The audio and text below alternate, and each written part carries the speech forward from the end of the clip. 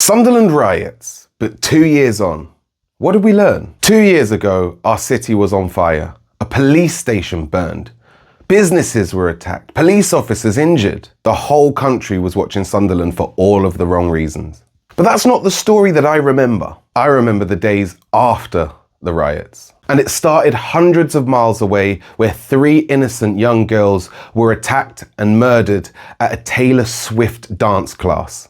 A tragedy that should have united the country in grief. And within hours, lies started to spread online. False claims, false identities, false rumours. And before the facts had even emerged, anger was being weaponized. The disorder that followed in different cities and towns was partly because of the misinformation that had spread online. And then that anger came here to Sunderland. And on the 2nd of August 2024, our city centre became national news. A police station was set on fire. Cars were burnt out and damaged. People who'd spent their whole lives building Sunderland were watching it be destroyed in one night. But what followed is the Sunderland that I know. The next morning, people didn't wait to be asked. They picked up their brushes, they picked up bin bags, shovels, families, neighbours, complete strangers. They simply turned up for their city. Hundreds of local people turned up. Not because anyone told them to turn up, but because Sunderland was hurting. Residents and volunteers, along with politicians of most of the political parties, showed up that day. This is the moment that described our city's true character. And then came something I'll never forget: the March for Peace.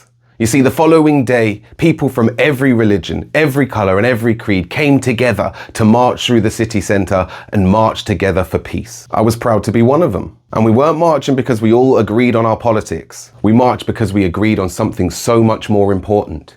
That hatred wasn't going to define Sunderland. And while venues across the city closed their doors in fears of being attacked the following day, one place made a different decision. The fire station stayed open for its summer parties. Not because the risks weren't real, but because staying open can sometimes become a simple act of defiance. And that night, Ibiza and Symphony performed. In a week filled with smoke and fire, we chose music. So what's changed since? I think the riots have changed Sunderland forever. They changed how we talk about migration. They changed how we talk about misinformation, how we think about policing, and how political parties campaign. And it made us realise how social media shapes opinion. And whether you support Reform, Labour, Conservatives or nobody, those few days changed local politics. But here's the thing. When people outside of Sunderland remember the riots, they remember the burning cars and burning buildings, the violence.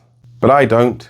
I remember hundreds of local people coming together to prove that hatred can't win. I remember volunteers with brushes. I remember neighbours helping neighbours and people supporting each other on that day. I remember the March for Peace. I remember music playing from the fire station while others closed their doors. Because riots can last one night, but the city's character is measured by what it does the morning after. That's the Sunderland that I know.